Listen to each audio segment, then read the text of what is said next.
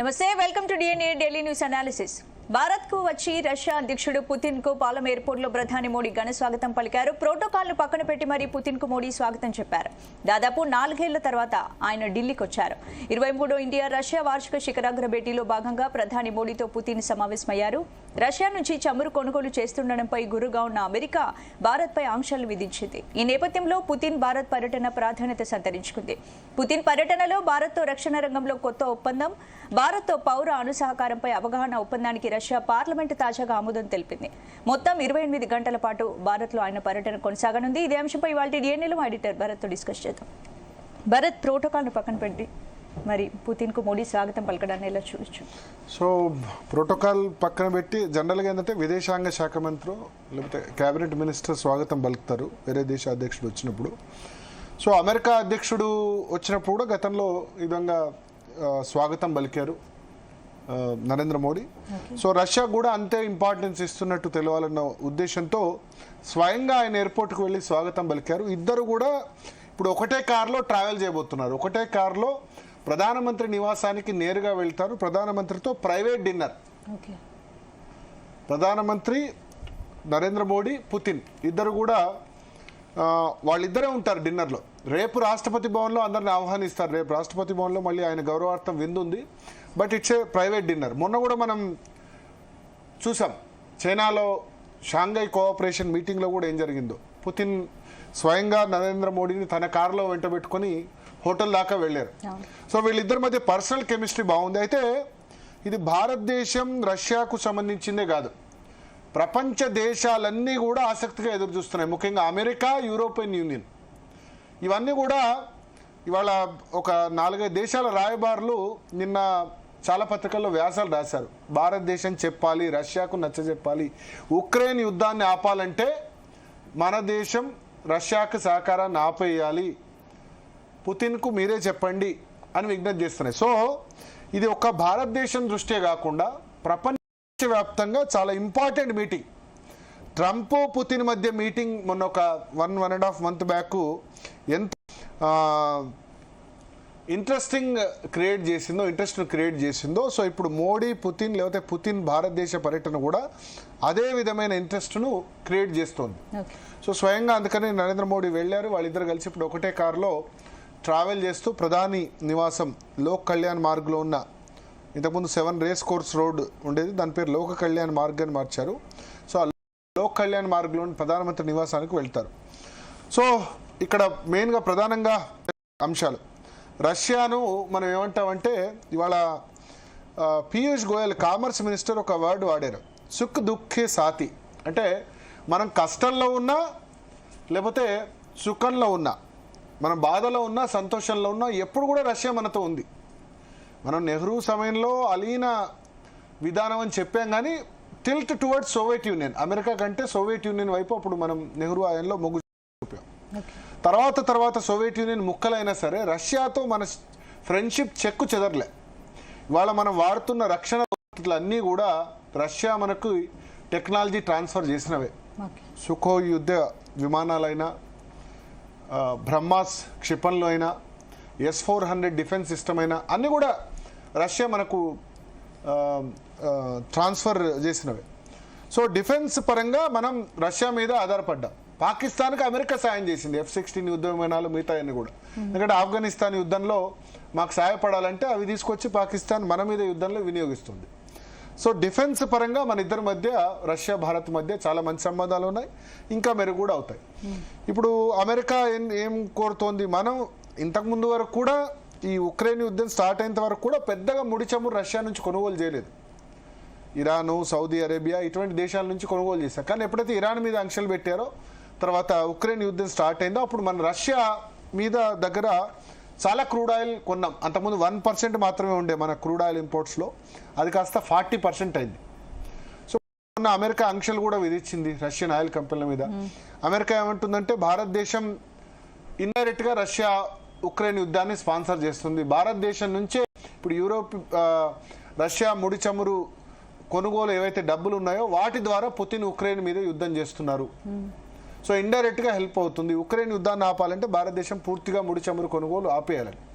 So మన వాళ్ళు ముడి చమురు కొనుగోలు పూర్తిగా ఆపేయలేదు, కానీ అమెరికా దగ్గర కూడా కొన్నారు. సో అందుకని మన మీద 50% టారిఫ్లు కూడా ట్రంప్ వేశారు. ఇప్పుడు చమురు కొనుగోలు విషయంలో అమెరికాకు భారత్ దూరమైంది. ఇలాంటి టైంలో భారత్కు పుతిన్ రావడం ఇది అమెరికా, అందుకని అమెరికా కూడా ఆసక్తిగా ఎదురు చూస్తుంది. ఇప్పటి వరకు ఇండో అమెరికా ట్రేడ్ డీల్ కుదరకపోవడానికి కూడా ఇదే కారణం. December 4th పుతిన్ వస్తున్నారని, లేకపోతే 10-15 రోజుల క్రితమే అయిపోవాలి టారిఫ్ సంబంధించి. మన ఇద్దరి మధ్య ఏం అగ్రిమెంట్ జరుగుతుంది, కంటిన్యూ అవుతుందా లేదా.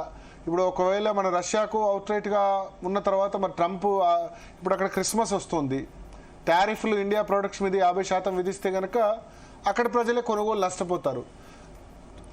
సో అయిపోయేది India US tariff deal, trade deal. But ఈ కారణంగా, ఈ విజిట్ కారణంగా కూడా ఏం జరుగుతుందని ప్రపంచ దేశాలు ఆసక్తిగా ఎదురు చూస్తున్నాయి. ట్రంప్ టారిఫ్లు తగ్గించే అవకాశాలు ఏమైనా ఉన్నాయా చూడాలి. ఈ మీటింగ్ అవుట్కమ్ కూడా వీళ్ళిద్దరు బాగా మాట్లాడే అన్ని ఒప్పందాలు కుదిరితే అమెరికాకు కళ్ళమంట అవుతుంది, అంతే కదా. ఇప్పుడు అమెరికాకు శత్రువు ఎవరు? ట్రంప్ ఏంది, పుతిన్ మొదలు ఫ్రెండ్ అని చెప్పాడు, ఉక్రెయిన్ యుద్ధాన్ని ఆపుతా అన్నాడు, ఆపలేకపోయాడు. కాబట్టి ఆయన భారతదేశం మీద పూర్తిగా డిపెండ్ అయి ఉన్న పరిస్థితి. ఇప్పుడు భారతదేశం రష్యాకు సంబంధించి స్టేట్మెంట్ అయితే డెఫినెట్గా అమెరికా కళ్ళమంటూ ఉంటుంది, ట్రేడ్ డీల్ కుదరకపోవచ్చు. సో అందుకని మీకు స్టాక్ మార్కెట్ చూడండి, లాస్ట్ 3-4 రోజుల్లో పెడుతుంది. ఇండో యుఎస్ ట్రేడ్ డీల్ కుదిరితే స్టాక్ మార్కెట్ పెరుగుద్ది. భారత్ రష్యా దగ్గర వస్తే స్టాక్ మార్కెట్, డిఫెన్స్ ప్రోడక్ట్స్ పెరుగుతాయేమో కానీ మిగతా అన్ని కూడా పడుతుంది. Last 3-4 all time high touch అయిన స్టాక్ మార్కెట్ ఒక్కసారిగా పడుతోంది, బికాస్ ఈ మీటింగ్ సంబంధించిన అవుట్కమ్ గురించి. సో ఆల్రెడీ రక్షణ మంత్రి ఉన్నారు, హెల్త్ మినిస్టర్, రష్యాకు సంబంధించిన మినిస్టర్స్ అందరూ కూడా వచ్చారు. రాజ్నాథ్ సింగ్తో డిఫెన్స్ మినిస్టర్, రక్షణ శాఖ మంత్రి సమావేశమయ్యారు, రష్యన్ కౌంటర్ పార్టు. తర్వాత హెల్త్ మినిస్టర్ నడ్డాతో అక్కడ రష్యన్ హెల్త్ మినిస్టరు. ఇక్కడ రష్యా ఇప్పుడు క్యాన్సర్ కూడా వ్యాక్సిన్ తయారు చేశామని చెప్పారు. సో హెల్త్, తర్వాత డిఫెన్సు, ఈ అన్ని రంగాల్లో ఉండబోతుంది. ఇక మనకు తెలుసు డిఫెన్స్ సంబంధించి అయితే చాలా మనం డిపెండ్ అయ్యాం, ఆ డిపెండెన్సీ కంటిన్యూ అవుతుంది. రష్యా కూడా మనకు ఆల్ వెదర్ అలై, వాతావరణం ఎట్లా ఉన్నా సరే మన వైపు ఉంది ఎప్పుడు కూడా. పాకిస్తాన్ను బ్యాక్ యుఎస్తో సంబంధాలు 97-98 తర్వాత మెరుగుపడ్డాయి. అప్పటి వరకు కూడా ఇండైరెక్ట్గా పాకిస్తాన్కే అమెరికా సపోర్ట్ చేస్తూ వస్తుంది, కానీ ఇటీవల కాలంలో చాలా బాగా అయ్యాయి. సో యుఎస్ కోసం మనం రష్యాను కూడా దూరం చేసుకోవడం కూడా కరెక్ట్ కాదు కదా. ఒకళ్ళు శత్రు మిత్రువు అన్నది దీనిలో ఎంతవరకు వర్తిస్తుందో తెలియదు, కానీ అమెరికా కోసం మనం రష్యాను సాక్రిఫైస్ చేసే పరిస్థితి అయితే ఉండకూడదు. రష్యాతో కూడా మంచి సంబంధాలు ఉండాలి. At the same time Russia Ukraine యుద్ధం కనుక మిగిలిస్తే డెఫినెట్గా మనకు కూడా అడ్వాంటేజ్ అవుతుంది. ఆయిల్ ప్రైజెస్ పరంగా అయినా మిగతా వాటి పరంగా అయినా అప్పుడు అమెరికా ఆంక్షలు కూడా ఉండవు. సో ఆ దిశగా కూడా చేయాలి. ప్రపంచ దేశాలు కూడా అదే ఒత్తిడి తెస్తున్నాయి, ఏంటంటే మీరు ఇండియా నచ్చజెప్పండి పుతిన్కు అని చెప్తున్న పరిస్థితి. మాట్లాడదాం. మనతో పాటు సారంగుల అమర్ గారు, Bharatiya Janata party spokes person ఉన్నారు. అదేవిధంగా డాక్టర్ పెంటపాటి పుల్లారావు గారు కూడా జాయిన్ అవుతున్నారు. పుల్లారావు గారు నమస్కారం. ఎటువంటి ఎక్స్పెక్టేషన్స్ ఉన్నాయి మీటింగ్ వల్ల? ముఖ్యంగా ట్రంప్ కన్నంతా కూడా ఇక్కడే ఉంది, ట్రంప్ ఆలోచనలు కూడా బహుశా ఇక్కడే ఉంటాయి ఈ మీటింగ్ మీదే. ప్రపంచానికి అందరూ వాళ్ళే ప్రపంచం మధ్యలో ఉన్నారు అనుకుంటారు. ప్రతి వ్యక్తి కూడా ప్రపంచంలో ఆయనే సెంటర్లో ఉన్నారు అనుకుంటున్నారు. పుతిన్ భారతదేశం రావటం చాలా మంచిది, ముఖ్యం. మనకి రష్యాకి 1971లో అగ్రిమెంట్ జరిగింది. ఆ అగ్రిమెంట్, స్నేహానికి అగ్రిమెంట్, ప్రతి సంవత్సరం నాయకులు కలవాలని కూడా ఒక క్లాజ్ ఉన్నది, కలుస్తుంది. కానీ విశేషం ఏంటంటే పెద్ద అమెరికాకు పట్టింపు లేదు. రష్యా వాళ్ళ కాంపిటీటర్ కాదు, చైనా వాళ్ళ కాంపిటీటర్. చైనా కాంపిటీటర్ అమెరికాకి. సో అది లేదు. తర్వాత మనకి రష్యాకి మంచి సంబంధాలు ఉండినా ఆల్ వెదర్ ఫ్రెండా అంటే కొద్దిగా క్వశ్చన్ మార్క్స్ వస్తాయి. అక్కడక్కడ మనకి అంత యూస్ఫుల్గా లేరు, దూరం అయిపోయాం. సరే బాగానే ఉన్నారు, ఇప్పుడు బాగానే వచ్చారు, వెళ్తున్నారు. ప్రాబ్లం ఏంటంటే మనకి రష్యా సాయం చేయగలిగింది మినిమం సాయం. టెక్నాలజీ ఇవ్వలేదు, ఎంప్లాయ్మెంట్ ఇవ్వలేదు, మనం ఏం ఎక్స్పోర్ట్ చేసేది వాళ్ళకి అక్కర్లేదు. వాళ్ళ నుంచి మనకి ఎక్సెప్ట్ ఆయిల్ అండ్ మీరు చెప్పిన ప్లేన్లు అలాంటివి తప్ప ఇంకా ఏం అక్కర్లేదు. అందువల్ల ఇది ఒక పెక్యూలియర్ కైండ్ ఆఫ్ రిలేషన్షిప్ మనకి రష్యాకి. అండ్ తప్పకుండా మనం చూడవలసింది ఏంటంటే ఫ్యూచర్లో ఎంతవరకు మనకు ఉపయోగపడుతుంది అది చూడాలి. ఇది మనకి స్నేహం వచ్చారు కాగలేసుకున్నాం ఇదంతా బాగానే ఉంటుంది. సో అంటే మీరు రష్యా కంటే అమెరికాతో చూడాలంటారు? కాదు, అందరితో ఉండాలి. రష్యా విశేషం ఏంటంటే రష్యా సెట్టింగ్ సన్, ఉదయ భాస్కరుడు కాదు, దిగిపోయే సూర్యుడు. టెక్నాలజీ లేదు, రష్యా ఇరిగిపోయింది. 1979లో 10 సంవత్సరాల యుద్ధం ఆఫ్ఘనిస్తాన్లో చేసి ఆ 10 సంవత్సరాల యుద్ధం తర్వాత కమ్యూనిస్ట్ రెజిమ్ పడిపోయింది. ఇప్పుడు యుక్రెయిన్ యుద్ధం తర్వాత ఏ పరిణామాలు ఉంటాయో మనం చెప్పలేము. తర్వాత రష్యా కూడా టెక్నాలజీ ఇప్పుడు మనకి ఇచ్చే యుద్ధం ఇవన్నీ చేసే ఎంత పూర్వం కమ్యూనిస్ట్ గవర్నమెంట్లో తయారు చేసినాయి. ఆ రీసెర్చ్ లెబారెటరీలు ఇంకా పనిచేస్తున్నాయి, ఇచ్చారు బాగానే ఉంది. కానీ ఫ్యూచర్ ఎక్కడ? భారతదేశానికి ఏం కావాలి? క్యాపిటల్ కావాలి, సైన్స్ కావాలి, టెక్నాలజీ కావాలి. జపాన్, కొరియా, యూరోప్ ఇదందరూ మనకి ఇస్తున్నారు. రష్యాతో స్నేహం మంచిది, ఎందుకంటే యునైటెడ్ నేషన్స్ అక్కడ మనకు సపోర్ట్ చేస్తున్నారు. అన్నిట్లకంటే ఒక పెద్ద కారణం ఉన్నది రష్యాతో మనకి స్నేహం.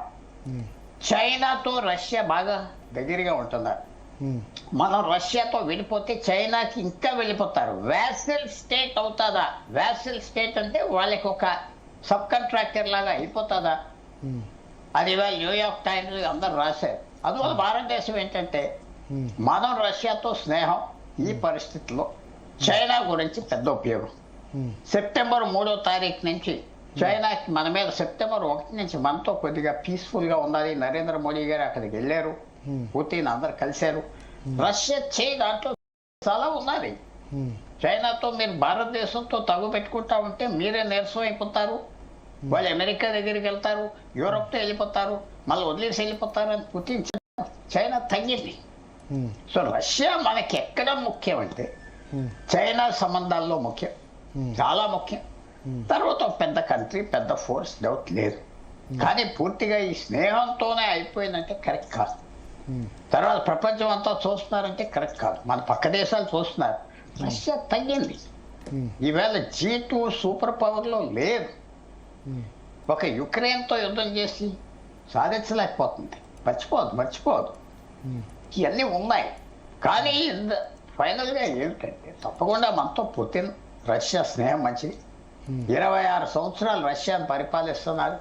డిక్టేటర్ మాదిరిగానే పరిపాలిస్తున్నారు. కొన్ని మంచి గుణాలు ఉన్నాయి. మనకి రష్యా అవసరం. మనతో స్నేహం లేకపోతే మిగతా మన విరోధాలతో స్నేహం చేస్తారు. కాబట్టి మనం వదలకూడదు. ఎంతో ఇన్వెస్ట్ చేసాం రష్యాలో. రష్యాను యుక్రెయిన్లో సపోర్ట్ చేయటం ఎంతో గుడ్ విల్ మనకు పోయినా ఇన్వెస్ట్ చేసాం. అది రష్యన్ గవర్నమెంట్, రష్యన్ పీపుల్కి మన మీద ఒక మంచి మమకారం ఉన్నది. చైనా, ఇందాక మళ్ళీ చెప్పేది ఏంటంటే చైనా రష్యా సంబంధంలో భారతదేశానికి రష్యాతో స్నేహం చాలా ఇంపార్టెంట్. సో అందువల్ల ఈవేళ గొప్పగా వెల్కమ్ చేశారు మోడీ గారు. అవన్నీ కరెక్ట్, సరైన నిర్ణయమైనా ఎయిర్పోర్ట్ దాకా ఆయన వెళ్ళి రిసీవ్ చేసుకోవడం కరెక్ట్. ఏ తప్పు లేదు. ఎందుకంటే ఫర్ ఎగ్జాంపుల్ యుఏఈ నుంచి వాళ్ళ ప్రెసిడెంట్, వాళ్ళ కిమ్ వచ్చినప్పుడు నరేంద్ర మోడీ ఎయిర్పోర్ట్కి వెళ్ళాడు. ఎందుకు వెళ్ళాడు? మన వాళ్ళు 10 లక్షల మంది అక్కడ పనిచేస్తారు. అరబ్స్కి ఏమిటంటే ట్రైబల్ కల్చర్. అరబ్స్కి మర్యాద, గౌరవం, లాయల్టీ, మాట అన్నీ అరబ్స్కి ఉన్నాయి.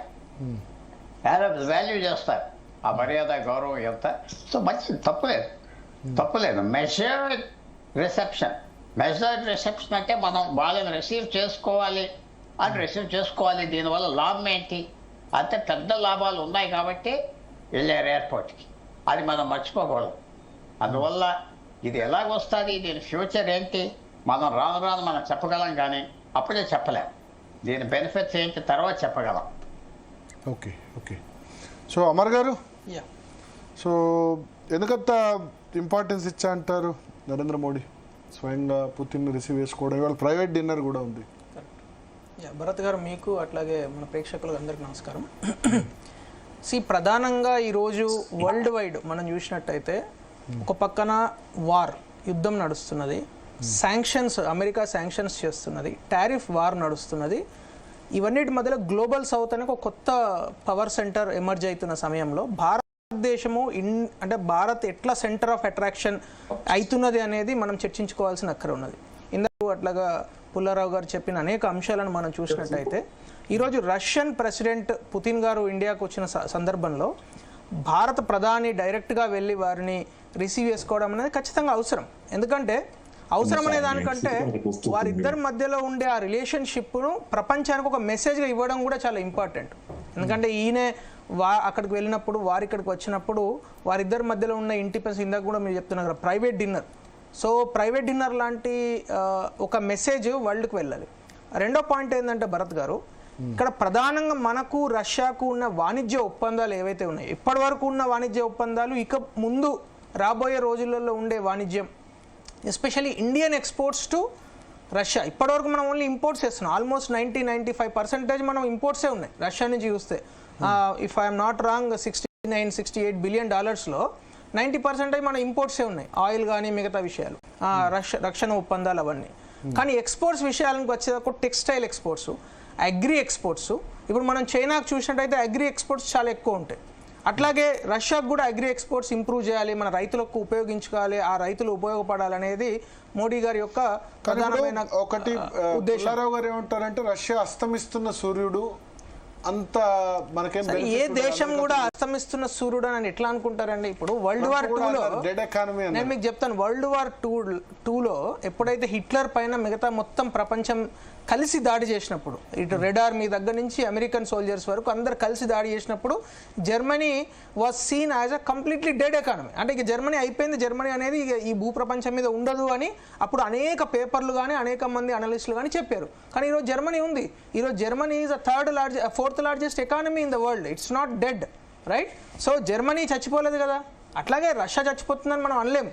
రెండోది ఏంటంటే రష్యాలో ఇంకొక important point, last year Modi గారు ఒక ప్రధానమైన ప్రపోజల్ రష్యాకు పంపించారు. రష్యాకు మన నుంచి హ్యూమన్ స్కిల్డ్ ఫోర్స్ ఇక్కడ ట్రైన్ చేసి రష్యాలో ఎటువంటి స్కిల్స్ అవసరమో, రష్యాలో ఎటువంటి జాబ్స్ క్రియేట్ కావడానికి ఛాన్సెస్ ఉన్నాయో, ఎనర్జీ సెక్టర్ కావచ్చు, టెక్స్టైల్ సెక్టర్ కావచ్చు, అనేక సెక్టార్లలో ఇక్కడ ట్రైన్ అయ్యి 5 లక్షల మందిని ఇక్కడ ట్రైన్ చేసి అక్కడికి పంపాలి అనే ఒక ప్రపోజల్ పైన రెండు దేశాలు కూడా చాలా పాజిటివ్గా ఉన్నాయి. ఇవాళ రేపు దాని మీద జాయింట్ స్టేట్మెంట్ ఖచ్చితంగా రాబోతున్నది. మూడో విషయం నేను చెప్పాలనుకుంటున్న విషయం ఏంటంటే, నేను చెప్తే మీకు ఎగ్జాజరేషన్ అయిపోయిండొచ్చు, ఇఫ్ ఐఎమ్ నాట్ రాంగ్, ఖచ్చితంగా రేపు జాయింట్ స్టేట్మెంట్లో రష్యా ఉక్రెయిన్ వార్ ఆపడం అనే విషయం మీద ఒక ప్రణాళికబద్ధమైన కాంక్రీట్ ప్రపోజల్ను పుతిన్ చెప్తాడని నేను అనుకుంటున్నాను. ఎందుకంటే మనతో మన మీటింగ్ అయితే జాయింట్ స్టేట్మెంట్లో, ఎందుకంటే వారు యూరోపియన్ యూనియన్ మన రీసెంట్ కలిసారు, చాలా క్లియర్గా వారి మెసేజ్ ఏందో చూసాం మనం. అంతకుముందు అలాస్కాలో అమెరికాతో కలిసారు, అప్పుడు కూడా వార్ గురించి ఒక జాయింట్ స్టేట్మెంట్ జరిగింది. సో ఇండియాలో ఇండియన్ ప్రైమ్ మినిస్టర్ను కూడా కలుస్తున్నారు కాబట్టి వార్ పైన జాయింట్ స్టేట్మెంట్ ఇవ్వాలి. కాబట్టి ఖచ్చితంగా వార్ పైన జాయింట్ స్టేట్మెంట్ అనేది చాలా పాజిటివ్గా, అంటే ఆ వార్ను ఏ విధంగా ఆపబోతున్నాము అనే డైరెక్షన్లోనే ఉంటుందని నేను ఖచ్చితంగా భావిస్తున్నా. ఎందుకంటే ఇండియా అనేది ఒక శాంతి కాముకమైన దేశము. అనేక సంవత్సరాలుగా దిస్ ల్యాండ్, అంటే ఈ భారత గడ్డ అనేది it is perceived as a very peaceful country. So అందు గురించి ఇక్కడ గడ్డమించి అటువంటి ఒక ప్రపోజల్, అటువంటి ఒక స్టేట్మెంట్ ఇస్తే బాగుంటుందని ఆయన భావిస్తున్నాడని నేను అనుకుంటున్నాను. Though it is a contemplation, కాకపోతే అది జరగవచ్చు అని నేను భావిస్తున్నాను. ఎందుకంటే 4 సంవత్సరాల తర్వాత భారతదేశానికి వచ్చి ప్రధానంగా వాణిజ్య ఒప్పందాలు, తర్వాత రక్షణ ఒప్పందాలు, తర్వాత ఈ హ్యూమన్ ఏదైతే ఇంటర్చేంజింగ్ ఆఫ్ స్కిల్డ్ లేబరర్స్ ఇవన్నీ ఉన్నాయో, ఇవన్నిటి మధ్యలో అదొకటి మాత్రం ఖచ్చితంగా నేను చెప్పగలుగుతా. ఇంకొక పాయింట్ నేను యాడ్ చేస్తాను. ఇప్పుడు మనం రక్షణ ఒప్పందాల్లో ఎస్పెషల్లీ ఈ రేపు ట్రంప్ మన పుతిన్ గారితో జరిగే ప్రధానమైన భేటీలో రక్షణ ఒప్పందాల గురించి ఒక ప్రత్యేకమైన అట్రాక్షన్ ఉంది. ఎందుకంటే మొన్ననే దుబాయ్ ఎయిర్ షోలో మనం సుఖోయ్ 57 కానీ ఇవన్నిటి చూసాం. తర్వాత కరెక్ట్గా 3 days బ్యాక్ 4 days బ్యాక్ హైదరాబాద్లో సాఫ్రన్ అనే ఒక ఫ్రెంచ్ కంపెనీని రఫేల్ ఎయిర్ క్రాఫ్ట్ ఇంజన్స్ తయారు చేసే కంపెనీ అది. సో ఆ కంపెనీ యొక్క MRO అంటే మెయింటెనెన్స్, రిపేర్ అండ్ ఓవర్హాల్ సెంటర్ను హైదరాబాద్లో, అంటే ఫ్రాన్స్ తర్వాత మొత్తం ప్రపంచంలో ఇది 2nd ఓవర్హాలింగ్ సెంటర్ వాళ్ళది. సో 1000 జెట్ ఇంజన్స్ తయారు చేసే ఒక 2035 వరకు అలాంటిది హైదరాబాద్లో పెట్టడం, అది మోడీ గారు వర్చువల్గా ఓపెన్ చేశారు, మనందరం కూడా చూసాం. సో అట్లా రష్యా నుంచి కూడా ఇండియాలో పెట్టుబడులు, రష్యా సాయిల్ మీద ఇండియన్ కంపెనీ యొక్క పెట్టుబడుల గురించి కూడా రేపు ప్రధానంగా ప్రపోజల్ ఉంటుందని నేను భావిస్తున్నాను. ఈ విధంగా ఇండియన్ యూత్ యొక్క ఎంప్లాయ్మెంట్ జనరేషన్ కావచ్చు, లేకుంటే technology transfer. Correct 2 days back Rostec CEO he was telling that ఇప్పటి నుంచి అంటే ఇప్పటి వరకు ఇండియాకు మేమైతే డిఫెన్స్ ఎక్స్పోర్ట్స్ చేశామో దానికన్నా కూడా ఇంకొక స్టెప్ ముందుకు వేసి ఫస్ట్ ఇంజన్ దగ్గర నుంచే మేము టెక్నాలజీ ట్రాన్స్ఫర్ చేయబోతున్నాం. ఇంతకుముందు ఏముందంటే ఒక ఎగ్జాంపుల్ చెప్తాను. సపోజ్ ఇప్పుడు రఫేల్ మనం తీసుకున్నాం ఫ్రెంచ్ కంపెనీ నుంచి 10 రఫేల్స్ తీసుకుంటే ఫస్ట్ 4 టోటల్ 100% ఇంపోర్టు, తర్వాత 4 50% ఇంపోర్టు, లాస్ట్ 2 మాత్రం ఇండియన్ సాయిల్ మీద తయారు చేయాలి టెక్నాలజీ ట్రాన్స్ఫర్. ఇది పద్ధతి ఉంటుండే. కానీ ఇప్పుడు ఫస్ట్ సుఖాయిస్ 57 దగ్గర నుంచి కూడా 100% టెక్నాలజీ ట్రాన్స్ఫర్తో చేయాలి అనే వాళ్ళ CEOనే చెప్పడం జరిగింది.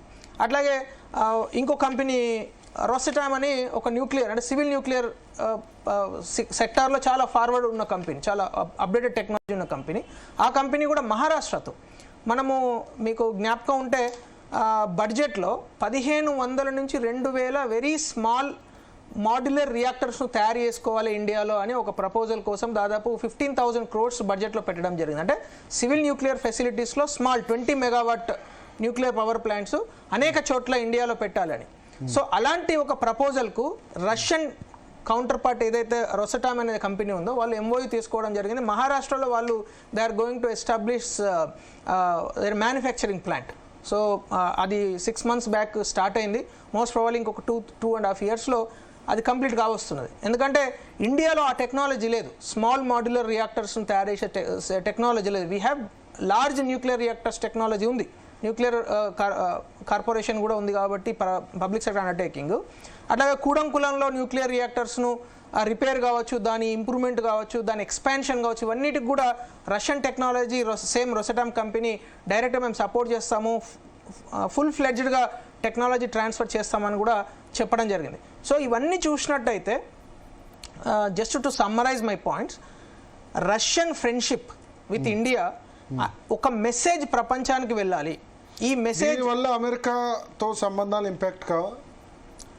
అదే చెప్తున్నాను భరత్ గారు. ఇప్పుడు అమెరికాలో అమెరికన్ ప్రెసిడెంట్ ఫీల్ అవుతాడనో లేకుంటే ఇంకో ఏదో జరుగుతుందనో కాంటెంప్లేషన్లో, అంటే మనం అదేదో జరుగుతుందనో అసలు ఏదో చెప్తారుగా known devil is better than unknown angel అని. ఏదో జరగబోయే దానికంటే ఆల్రెడీ చేతిలో ఉన్న ప్లేట్లో ఉన్న భోజనం మనం తినాల్సిన అక్కర ఉన్నది. కాబట్టి అమెరికా కూడా మన చేతిలోనే ఉండే, మన చేతిలో ఉన్నది ఎప్పుడు అమెరికా మన చేతిలో ఉన్నదని మనం అనుకోలేం. ఈవెన్ రష్యా కూడా చేతిలో ఉన్నదని నేను లాస్ట్ 20-25 yearsగా టారిఫ్స్ ఇష్యూ వచ్చేంత వరకు కూడా పెద్దగా మనకు వాళ్ళకి డిస్టర్బెన్స్ లేదు లాస్ట్ ఇయర్స్లో.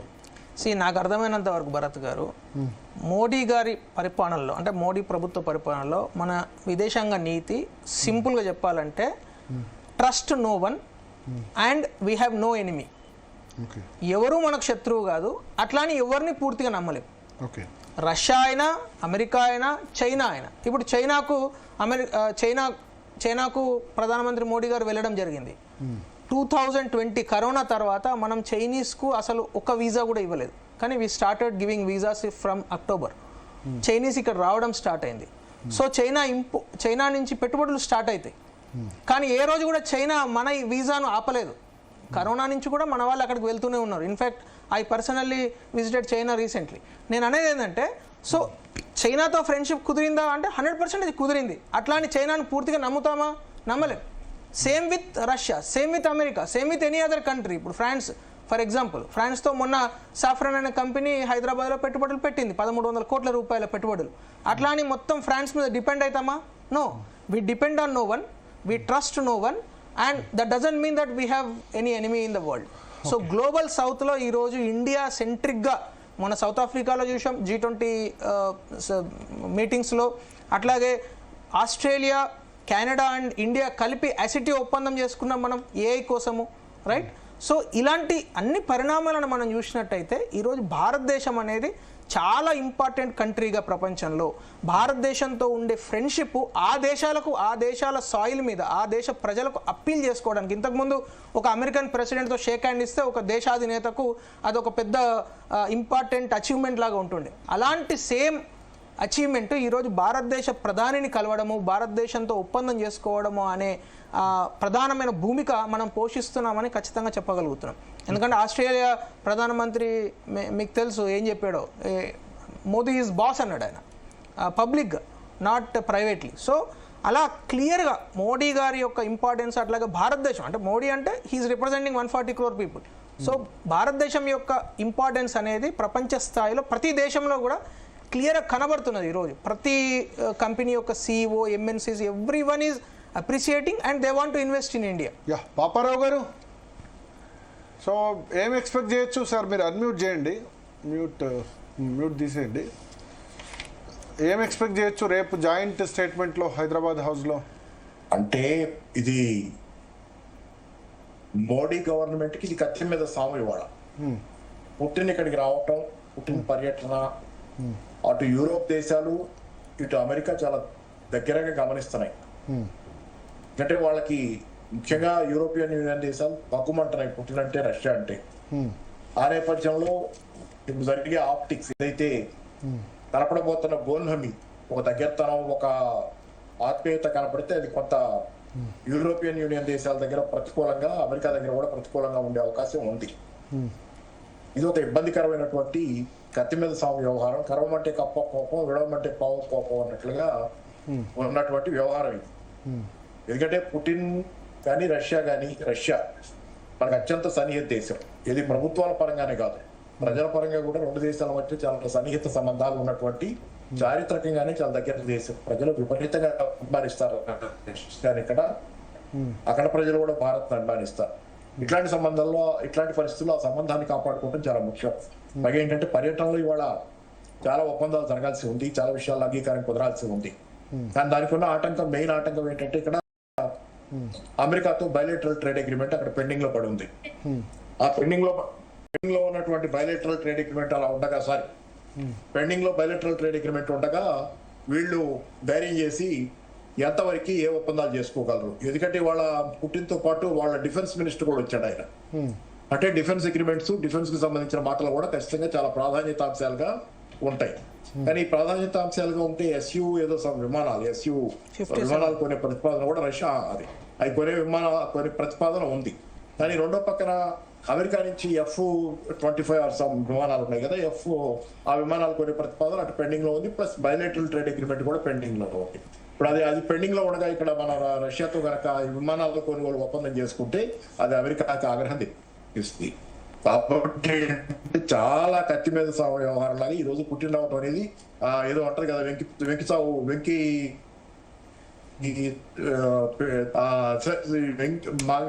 వెంకి పెళ్లి మంగి చావు చేసాం అట్లా సామెతో భారత ప్రభుత్వానికి చాలా ఎరకాటమైన వ్యవహారంగా ఇది మారింది. ఎందుకంటే ఇట్లా ఉండకూడదు.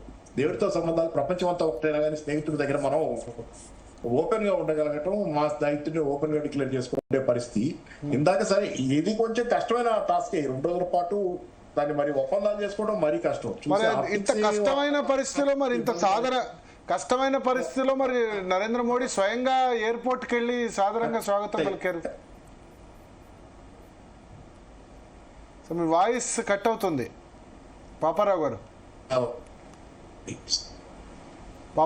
మీ జూమ్ వీలైతే వీడియో ఆఫ్ చేసుకోండి, సిగ్నల్ ఇష్యూ ఉంది.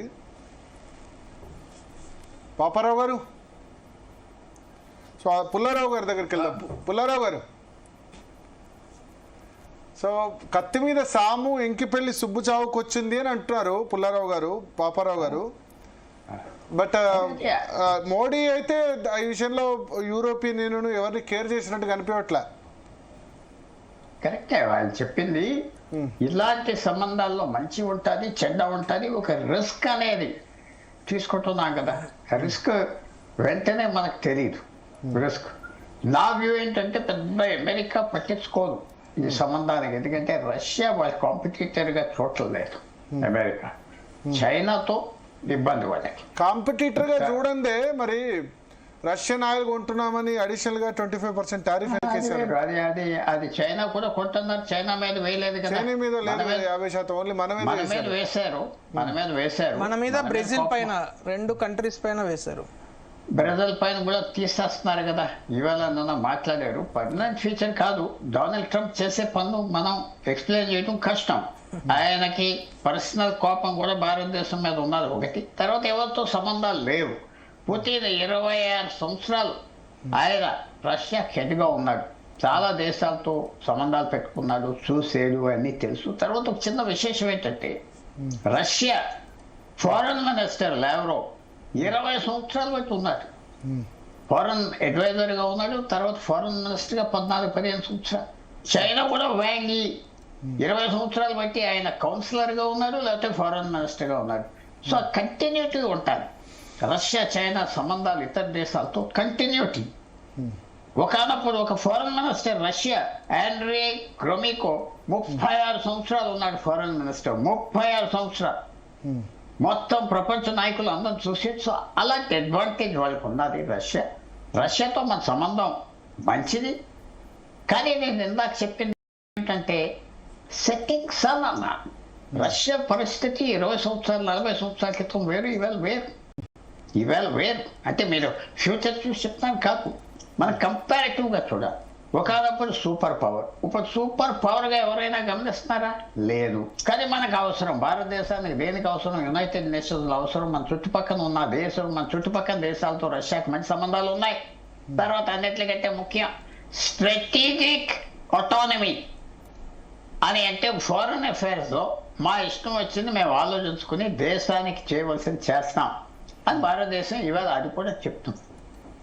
రష్యా మీద యూరోపియన్ దేశాలకు కోపం ఉన్నది, రష్యా మీద అమెరికాకి అంత లేదు ఈ పరిస్థితిలో. డొనాల్డ్ ట్రంప్కి అస్సలు లేదు. రష్యా మీద ఏదో రష్యాని దగ్గర తీసుకోవాలి, చైనా నుంచి పీకేయాలని ఏదో ఉన్నాయి. అన్నిట్లో ఏమిటంటే ప్లసెస్ ఉన్నాయి, మైనసెస్ ఉన్నాయి. రష్యా మనకు తప్పదు, ఎందుకంటే యునైటెడ్ నేషన్స్లో వాళ్ళు వీటో మనం వాడుకుంటా ఉన్నాం కాశ్మీర్ మీద, దాని మీద డిస్కషన్స్ అవ్వకుండా. తర్వాత ఇందాక చెప్పినట్టుగా వాళ్ళ సంబంధం చైనాతో మనకు చాలా ఉపయోగం. రష్యాతో మనం కట్ ఆఫ్ చేసుకుంటే ఇంకా మనమే ఐసోలేట్ అయిపోతాం, రష్యా కూడా ఐసోలేట్ అవుతారు. ఐసోలేట్ అంటే ఒంటరి అయిపోయి ఇంకా చైనా పక్కనకి వెళ్ళిపోతారు. అందువల్ల దీంట్లో ప్లసెస్ ఉన్నాయి, మైనసెస్ ఉన్నాయి. ఒకప్పుడు రష్యా ప్లస్లు ఎక్కువ మైనస్లు ఎక్కువ ఉన్నాయా? చెప్పలేము, ఇది ఫ్యూచర్ ఎలా తిరుగుతుంది. ఈ యుద్ధం చిన్న యుద్ధం కాదు, యుక్రెయిన్ వార్. మన ఆఫ్ఘాన్ యుద్ధం 80 నుంచి 90 లెక్క కమ్యూనిస్ట్ ఎంపైర్ పడిపోయింది కదా, రష్యాలో పడిపోయింది కదా పూర్తిగా. ఈ ఎలాంటి ఇంపాక్ట్ వస్తుంది? యుద్ధం రేపో మాపో ఆగాక చిన్న పరిస్థితి కాదు, ఎన్నో మార్పులు వస్తాయి.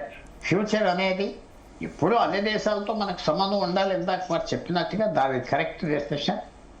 కానీ ప్రతి రిలేషన్షిప్కి ఒక సెట్ బ్యాక్ ఉంటుంది. అమెరికాకి మన దగ్గర అసలు మీరు మర్చిపోతున్నారు, ఫిబ్రవరి 22న ఏ రోజైతే యుక్రెయిన్ వార్ స్టార్ట్ చేసేదో, ఫిబ్రవరి 22-20నో ఇమ్రాన్ ఖాన్ గంట అపాయింట్మెంట్ వ్లాదిమిర్ పుతిన్ ఉన్నది, రోజంతా అతనితో కూర్చున్నాడు. నిజంగా చెప్పాలంటే రష్యా మనకు దూరం అయిపోయింది ఆ సమయంలో. అమెరికాకి దగ్గర క్వాడ్ అనే 4 దేశాలతో మనం ఉన్నాం. ఇవన్నీ జరిగినాయి. మనకి ఫిబ్రవరి యుక్రెయిన్ యుద్ధం స్టార్ట్ చేసినప్పుడు రష్యాతో సంబంధం ఇరిగిపోయే పరిస్థితి ఉన్నది. పాకిస్తాన్తో సంబంధం పెట్టుకున్నారు, మర్చిపోవద్దు. చూడండి, పాకిస్తాన్కి సప్లై చేస్తారా వద్దా, పాకిస్తాన్కి పెంచుకుంటా వచ్చారు. చైనా కూడా పాకిస్తాన్తో పెంచుకోమన్నారు. ఎప్పుడైతే దానివల్ల ఇమ్రాన్ ఖాన్ని అమెరికా కోపం వచ్చి ఆర్మీకి చెప్తే తీసేశారు, నో కాన్ఫిడెన్స్ మోషన్ పెట్టారు, ఎంపీలు కొంతమంది మార్చారు, ఇమ్రాన్ ఖాన్ జైల్లో దోశారు. మనం రష్యా కూడా వాళ్ళు కూడా ఆడవలసిన ఆటలు ఆడారు. మనం ఎప్పుడైతే వాళ్ళని సపోర్ట్ చేసామో, యునైటెడ్ నేషన్స్లో అబ్స్టైన్ అవ్వామో, వాళ్ళకి సపోర్ట్ ఇచ్చామో, ఆయిల్ కొంటున్నామో, మనతో మళ్ళీ అంతా బాగానే ఉన్నది. కొంచెం తేడాలు వచ్చినాయి హిస్టరీలో. మనకి 5-6 సంవత్సరాలు 10 సంవత్సరాలు బట్టి మనం కొంచెం దూరం అవ్వాం. ఎందుకంటే మన ఫోకస్ అంతా అమెరికా, యూరోప్ వాళ్ళ మీద పడ్డాది. రష్యా ఏం చేయలేదు కదా మనకని, చేసే పరిస్థితులు కూడా లేదు. మీరు వాళ్ళు నాకు చెప్పింది కరెక్టే, వాళ్ళకి మన స్కిల్డ్ లేబర్ కావాలి. 5 లక్షల మంది 10 లక్షల మంది అయితే చాలా మంచిది, భారతదేశానికి ఉపయోగపడుతుంది. అవన్నీ చేస్తే మంచిది. తప్పకుండా భారతదేశానికి ఒక మంచి సాయం జరుగుతుంది. వాళ్ళకి మనుషులు కావాలి, మన దగ్గర మనుషులు ఉన్నారు, మంచి జీతాలు. వాళ్ళ జనాభా తగ్గుతోంది, మన దగ్గర జనాభా ఉంది.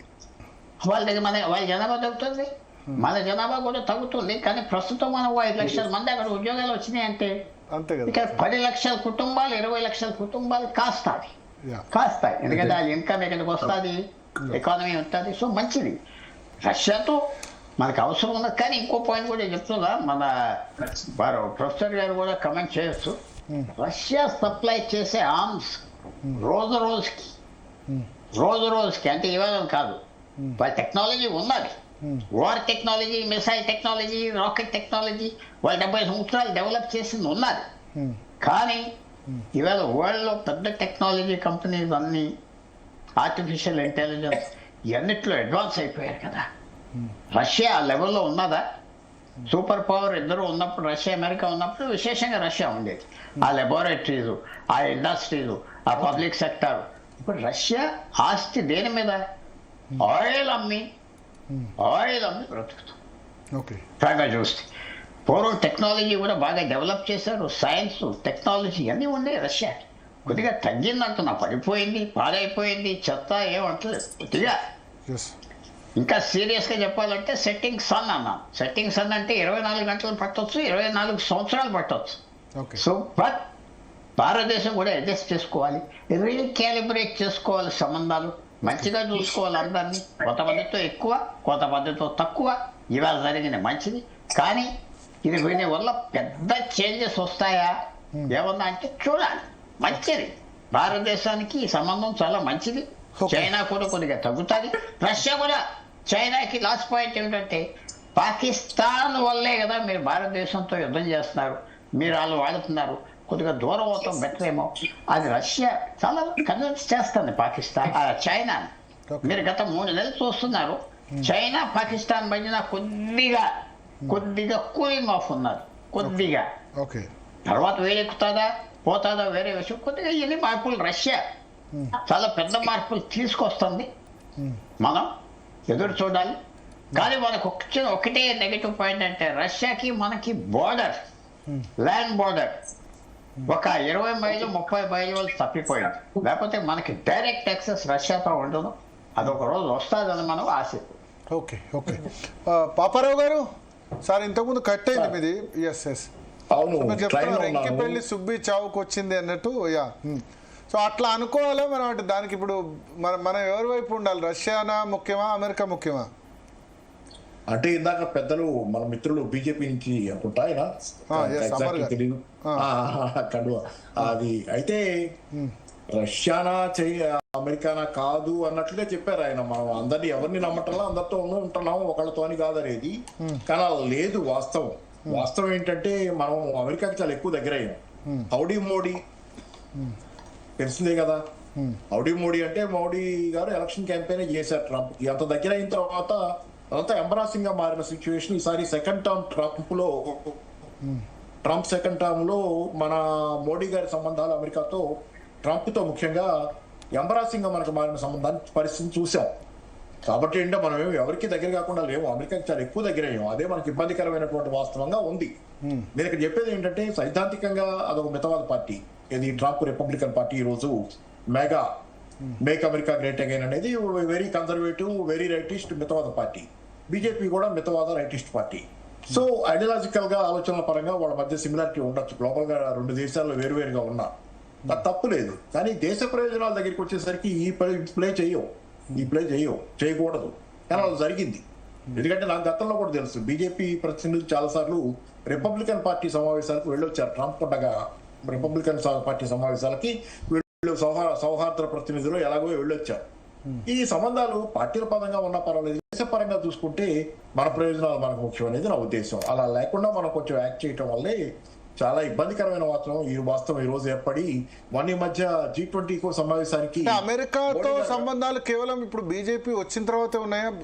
2000 నుంచి కట్టింగ్ అక్రాస్, అంటే మన్మోహన్ సింగ్ అధికారంలో ఉన్నా, వాజ్పేయి అధికారంలో ఉన్నా, ఎవరున్నా కంటిన్యూ అవుతున్నాయి కదా లాస్ట్ 25 years. అది 2008 లో కూడా న్యూక్లియర్ డీల్ విషయంలో కదా కమ్యూనిస్టులు మన్మోహన్ సింగ్ గవర్నమెంట్ తో వ్యతిరేకంగా అయిపోయి ఆ గవర్నమెంట్ ని బయటకు వచ్చింది అమెరికాతో దగ్గరగా ఉన్నారని. కాకపోతే ఈయన మరీ మెమతలు వెళ్ళ వేసుకున్నట్లుగా హౌడీ మోడీ అనేది ఇవన్నీ అమెరికాకి అత్యంత సన్నిహితుడు, ట్రంప్ నా మిత్రుడు, నేను అదంతా ఆయన హౌడీ మోడీ అన్నా మరి ఎందుకు ట్రంప్ రివర్స్ అయిపోయినారు?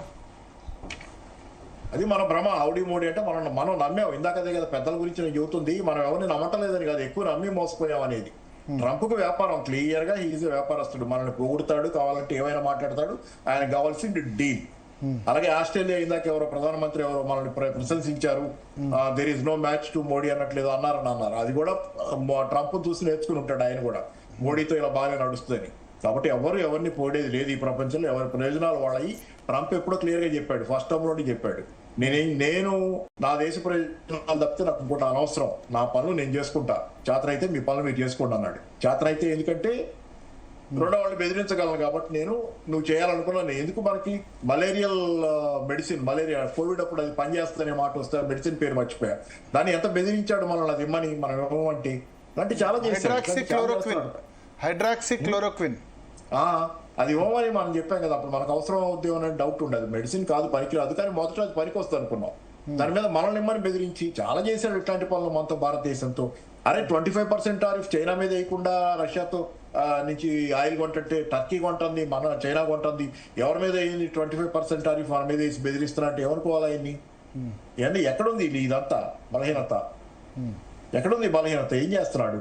యూరోపియన్ యూనియన్ రష్యాతో చక్కగా వ్యాపారం చేసుకుంటుంది, అమెరికా వ్యాపారం చేసుకుంటుంది, భారతదేశం వ్యాపారం చేస్తే వీళ్ళకి వచ్చిన బాధ ఏంటి? అంటే ఎవరు లోకుగా దొరికితే వాడు, అది అలా లోకు కాకూడదు అనేది మనం గంభీరంగా ఉండాలి. ఈ విషయంలో నేను ఇందిరాగాంధీ రాజకీయాలని నా రాజకీయాలు కాకపోవచ్చు, కానీ ఇందిరాగాంధీ చాలా ప్రశంసనీయమైన పాత్ర ప్రపంచ రాజకీయాల్లో. ఇందిరాగాంధీ ఎంత చిన్న దేశం, అంటే బలహీనమైన, ఆ రోజు ఆయుధ పరంగా కానీ పెద్ద దేశమే, జనాభా పరంగా పెద్దది, అంతేగాని ఏముంది మన దగ్గర ఆ రోజు? ఇందిరాగాంధీ గాంభీర్యం ఉంది, ఇందిరాగాంధీ ధైర్యం ఉంది ఆ రోజు, అంతకంటే ఏం లేదు మనకు ఆ రోజు. అరే అపర దుర్గాదేవ్ అని చెప్పి వాజ్పేయి గారే పార్లమెంట్ లో పొగిడారు బంగ్లాదేశ్ యుద్ధంలో. కాబట్టి అట్లాంటి పాత్ర ఈ రోజు మనం, అంతేగాని ఎవరు పొగిడితే వాళ్ళకి మళ్ళా ట్రంప్ కూడా అలాగే చేస్తున్నాడు. ట్రంప్ పాకిస్తాన్ మునీర్ పొగిడితే పడిపోతాడు, నోబెల్ ప్రైజ్ కావాలని మునీర్ ఆయనకి ఇవ్వాలంటే ట్రంప్ కి పడిపోయి భారతదేశం మీదకి.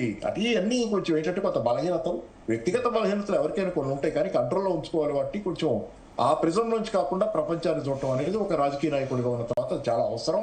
అది కూడా ముఖ్యంగా దేశాధినేతగా ఉన్నప్పుడు. ఆ బలహీనతలు మనల్ని ఈ రోజు ఇబ్బంది పెడుతున్నాయి. అందుకనే లేకపోతే రష్యాతో దగ్గరగా ఉండడానికి ఎవరు కావాలి, ఎవరికి చెప్పాలని మనం వాడికి జవాబు చెప్పాలి. రష్యాతో దగ్గరగా ఉండడానికి, రష్యా ఎంత మనకి దగ్గర దేశం, ఎన్నిసార్లు సాయం చేసింది, గత చరిత్ర, ఈ రోజు దాకా గతంతో ఎంత సంబంధం ఉంది మనకి, ఎవరికైనా అసలు ఇంకోటి. కానీ ఇప్పుడు మన రష్యా అమెరికా అంటే ఒక నిమిషం పాపారావు గారు, మీకు రెండే ఛాయిస్లు ఇచ్చి రష్యా అమెరికా ఎవరో ఒకళ్ళు చూజ్ చేసుకోమంటే మీరు ఎవరిని చూజ్ చేసుకుంటారు? పుల్లారావు గారు ఏమంటారంటే రష్యా సెట్టింగ్ సన్, అస్తమిస్తున్న సూర్యుడు. అంటే సెట్టింగ్ సన్ అంటే ఏదో సాయంకాలం కాదు, టైం. ఒక నిమిషం వాసుదేవ్ గారు, భరత్ గారు ఒక మాట నేను చూజ్ చేసుకోమంటే, ఎందుకంటే మీరు సెట్టింగ్స్ అన్నారు చూసారా, దీని దగ్గర సర్దార్ వల్లభాయ్ పటేల్ సెక్రటరీ నాకు గుర్తొచ్చాడు.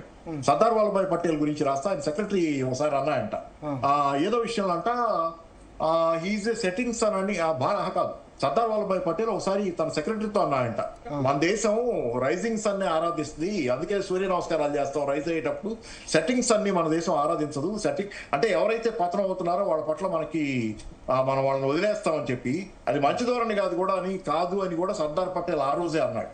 ఇది మంచి ధోరణి కాదు, మన దేశంలో ఈ బలహీనత ఉంది, రైజింగ్ సన్ ఆధారించి సెట్టింగ్స్ అన్ని మనం ఇచ్చేస్తాం అనేది సర్దార్ పటేల్ తన సెక్రటరీతో అన్నాడని. సో నేను చెప్పేది ఒకటి, సెట్టింగ్స్ అనా రైజింగ్స్ అనా కాదు, స్నేహానికి స్నేహం అంతే. ఇప్పుడు ఎప్పుడైనా సరే నేను ఒకటే చెబుతున్నానండి, బీ ప్రిన్సిపుల్, ధర్మో రక్షతే రక్షిత అని బీజేపీ నాయకులు పదే రిపీట్ చేస్తారు, మంచిది, నాకు కూడా నచ్చింది.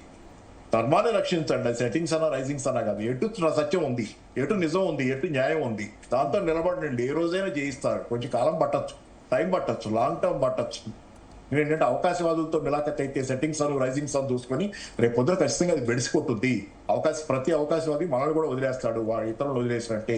కాబట్టి అమెరికా చరిత్ర అంతా అదేగా, అందరినీ వాడుకొని వదిలేయటం, అందరినీ దెబ్బతీయటం, అందరినీ దాంతో మిలాఖత్ దగ్గరికి వెళ్ళినాడు. ఎవరు బాగుపడ్డాడు? పాకిస్తాన్ బాగుపడిందా? ఇరాక్ ఏమైంది? సద్దాం హుసేన్ చెక్ చేసుకోండి అని చెప్పి కొంచెం అమెరికాతో దగ్గర ఉన్న తర్వాతే పోయాడు. లిబియా గదఫీ ఎప్పుడు పోయాడు? గదఫీ ఎదురు తిరిగిన నాడు బోలా, అమెరికాకి సానుకూలంగా మారిన తర్వాతే పోయాడు. ఎవరండి అమెరికాతో బాగుపడింది ప్రపంచంలో? అందరూ అమెరికాతో బాగుండి నాశనమైన వాళ్ళు. అమెరికా వాడుకుంటుంది, వదిలేస్తుంది, యూజ్ అండ్ త్రో.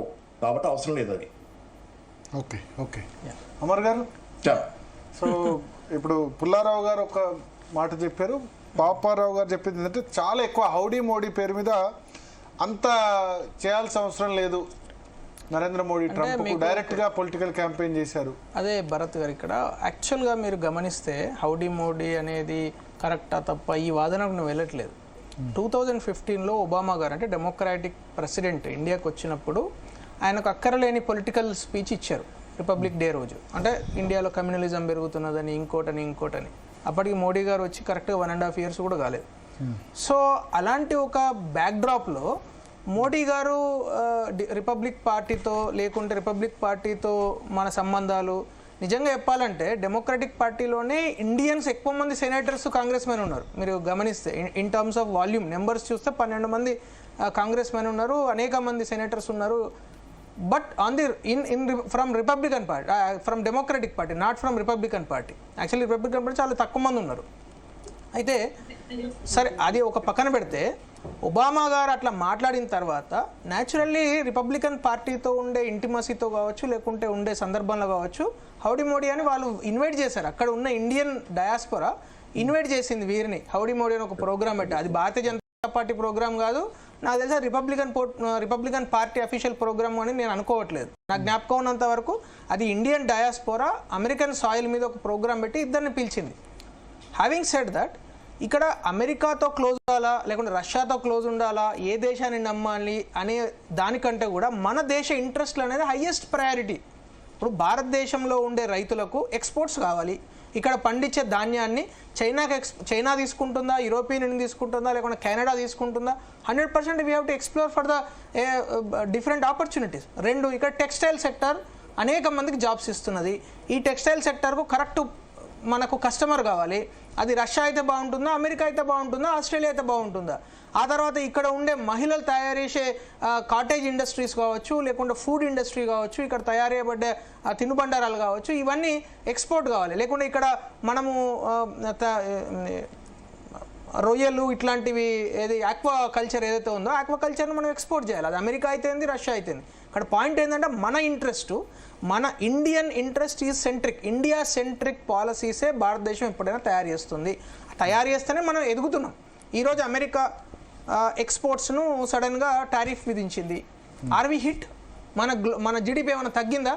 ఇన్ఫ్యాక్ట్ మన జీడిపి పెరిగింది. ఎందుకు?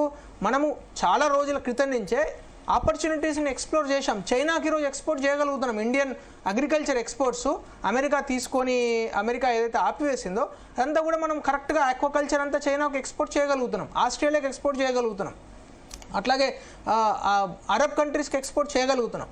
సో భరత్ గారు, నేను అనేది ఏంటంటే భారతదేశం యొక్క సమాజము, ఇక్కడ సమాజానికి ఉండే ఇంట్రెస్ట్లే హైయెస్ట్ ప్రయారిటీ. అది ఇప్పుడు if you ask me Russia versus America అనే క్వశ్చన్ అసలు ఉత్పన్నమే కాదు. మీరు రష్యాని తీసుకుంటారా, అమెరికాని తీసుకుంటారంటే నేను చెప్తాను ఇండియన్ తీసుకుంటాను. బికాజ్ భారతదేశమే ప్రధానమైన విషయం. మన సమాజము, మన యువత, మన మహిళలు, మన రైతులు, ఇదే హైయెస్ట్ ఇంపార్టెంట్. అయితే ఇక్కడ మనం ఈరోజు మాట్లాడుకున్న సందర్భం ఏంది? రష్యాతో మన భారతదేశానికి ఉండే సంబంధాలు కావచ్చు, ఆ సంబంధాలను మనం ఏ విధంగా ఎక్స్ప్లాయిట్ చేసుకోవాలి, దాని కేంద్రంగా మనం ఎట్లా ఫర్దర్గా మన ప్రోగ్రెస్ అంటే మన వికసిత్ భారత్ 2047 మన ప్లాన్లో ఇది ఎట్లా భాగస్వామి అవుతుంది అనేదే మనం ఆలోచించాలి తప్పితే రష్యా వాళ్ళ ప్లాన్లో మనం భాగస్వామి కావద్దు, అట్లా అని అమెరికన్ ప్లాన్లో మనం భాగస్వామి కావద్దు. మన వికసిత్ భారత్ 2047 మనం డెవలప్డ్ నేషన్ కావడానికి అమెరికా ఎక్కడ ఉపయోగపడుతుంది, రష్యా ఎక్కడ ఉపయోగపడుతుంది అనేది చూసుకోవాలి. They are tools. See, in our journey, they are like tools. Bus ఎక్కడ ఎక్కాలి, కార్ ఎక్కడ ఎక్కాలి, లేకుంటే విమానం ఎక్కడ ఎక్కాలని మనం ప్లాన్ చేసుకోవాలి. అంతేగాని విమానం కోసం రేపైతే జాయింట్ స్టేట్మెంట్ ఉండబోతుంది. హైదరాబాద్ హౌస్ లో ద్వైపాక్షిక సమావేశం కూడా ఉండబోతుంది. ఆల్రెడీ ఇద్దరు కూడా పుతిన్, మోడీ ఇద్దరు కూడా ఒకే కారులో ప్రధాని అఫీషియల్ రెసిడెన్స్కు వెళ్ళారు. ప్రైవేట్ డిన్నర్ కూడా ఉంది. రేపు బయలేటరల్ మీటింగ్స్ ఉన్నాయి. ఆ తర్వాత రాష్ట్రపతి భవన్లో విందుతో పుతిన్ టూర్ కూడా ముగుస్తుంది. చిన్న బ్రేక్ తీసుకుందాం. బ్రేక్ తర్వాత రూపీ మరెన్నడూ లేనంత విధంగా పతనమైంది. డాలర్తో రూపాయి మార్క విలువ దాదాపు 90 వరకు చేరిన పరిస్థితి. బ్రేక్ తర్వాత అంశం మీద చర్చిద్దాం.